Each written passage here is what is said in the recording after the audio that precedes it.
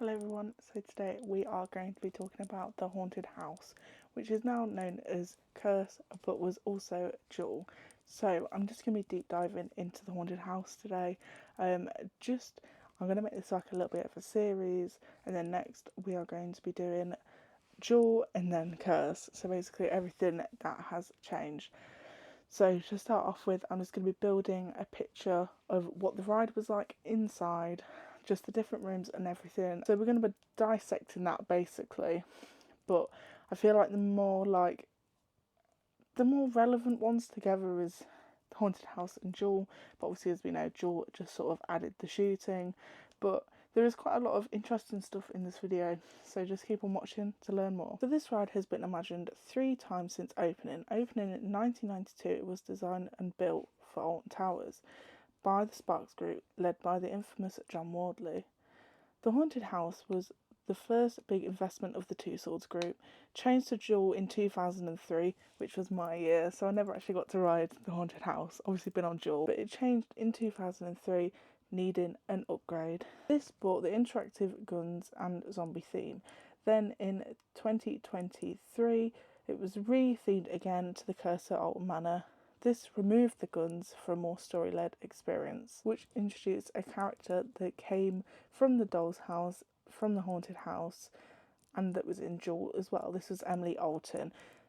And this also came with loads of exterior changes. We did see quite a few with Duel as well, but Curse really brought that new look to the building, which we will get onto when we get down to that episode. Just wanted a big overview of it all. The ride was open on the 30th of March 1992 with a capacity of 1,920 riders per hour. It was built to be high capacity, spooky and a non-roller coaster experience.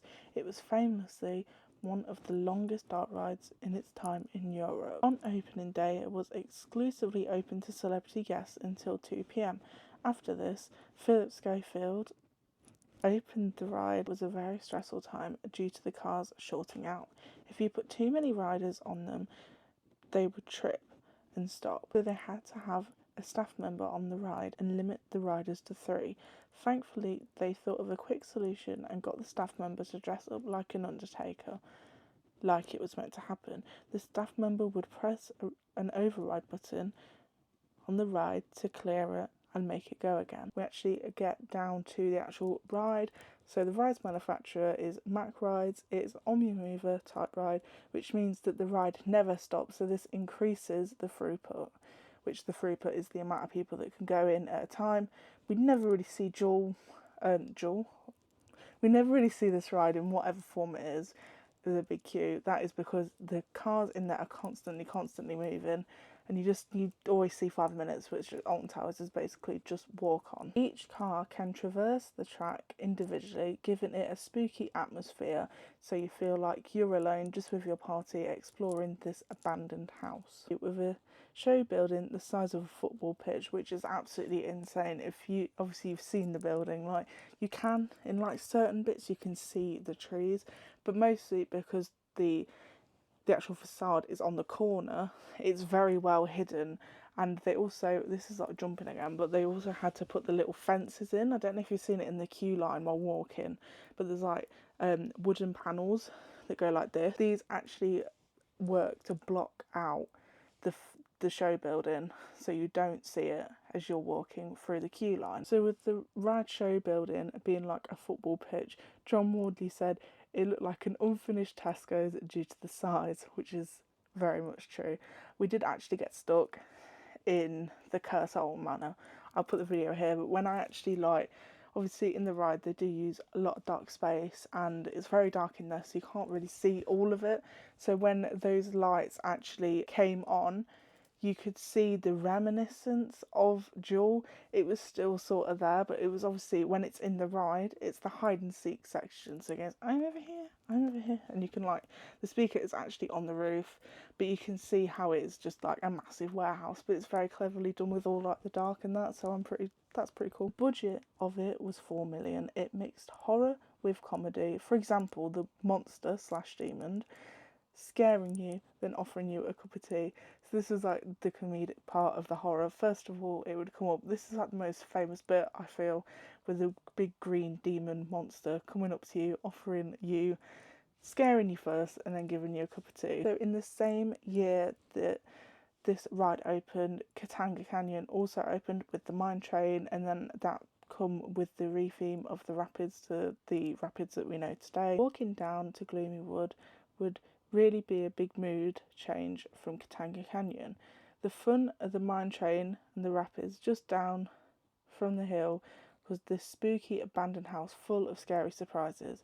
In front of the house was a coffin that had all broken fences surrounding it, setting the scene for what you're about to witness. Next to the ride was a shop called Something Sinister, which had merchandise for the ride. The queue offered a fun waiting experience with spooky atmosphere, with gravestones with puns on to lighten the mood. Not built to scare, but to entertain. The facade is on the side of a 50 by 50 metre show building on the corner of it to hide it from view, which when this was actually built, the trees were still growing, so you could really see the show building, but as we know now, it is pretty greatly hidden, as I've already said. So I feel like it's quite interesting how much the trees have actually grown through the years. After traversing the queue line, you are met with the big building with the scary doors leading you into the moving pre-show. You are first met with a dimly lit Victorian interior with a musty smell. You keep on walking, and then you walk into the moving pre-show area with a lot of moving parts, including a rocking horse that seems to move on its own, a book that's pages would also turn on its own, and most importantly, a doll's house with a Pepper's ghost effect. This is important because it creates the character of Emily Alton, who is the lead protagonist of the Curse at Alton Manor. She is all on her own in a doll's house that is the same house as the facade. The room is designed a little bit off-centre to disorientate you and make you feel uneasy. There is another Pepper's ghost effect, which is a man's head in the fireplace, who was actually Keith Sparks, who was the designer of the ride alongside John Wardley. After this pre-show, you enter the station. The cars on the ride, they can hold 6 riders at a time, with a long station full of spooky paintings and cobwebby chandeliers. From there, so now we're going to get on to the actual ride itself. From there you enter the poltergeist room with thunder and lightning that would rumble behind the walls as they shake and open around you. Entering the grand hall, the room appears to be a long stretch room hidden by the columns and mirrors, and there is a demon or two who will wait to scare you and then offer you a cup of tea. He's a very British demon after all. Just as it seems like you were going to crash into a door frame, the crash column effect swings you out the way. You proceed through the debris and into the trammel tunnel, which feels like you are going upside down. Next you enter the giant's lair, where his fingers try to grab the car through a window of the house. This is later changed to be creepy figures due to the scare not working as intended. After seeing his hands, you will next see his giant eye watching you. Next, you will go into the Hall of Spiders, where they hide in the shadows. The only way to get out is between the legs of a giant spider who hisses at you when you pass it. This spider was also meant to launch at you, but they couldn't do it due to the size, so had just its head move. Then you swing round a corner into the ghost corridor, lined with flickering school lanterns. The lights go out and suddenly a ghost swoops over your head. This would have happened, but the effect never worked correctly. Even the creators say that it only happened a few times. Now the best way to show that is just let you see it yourself. There was an issue with the flying ghost in as much as in some way the cars wouldn't relate to the timing of the ghost coming through. So ultimately there were 3. Thinking, I've got to copy the first one. To achieve the timing, 3 ghosts now ran in sequence on the track, with one released at the top, one waiting on the lift and another running the track. And we got it working. We did get it working, but it was so complicated. Trying to get the consistency of the ghosts going down there was very, very difficult. It's still said that the mechanism is still there now. After this, you go into the area with the infamous screaming heads spinning over you. Next, you leave the house and enter the ghoulish garden, passing an ominous figure.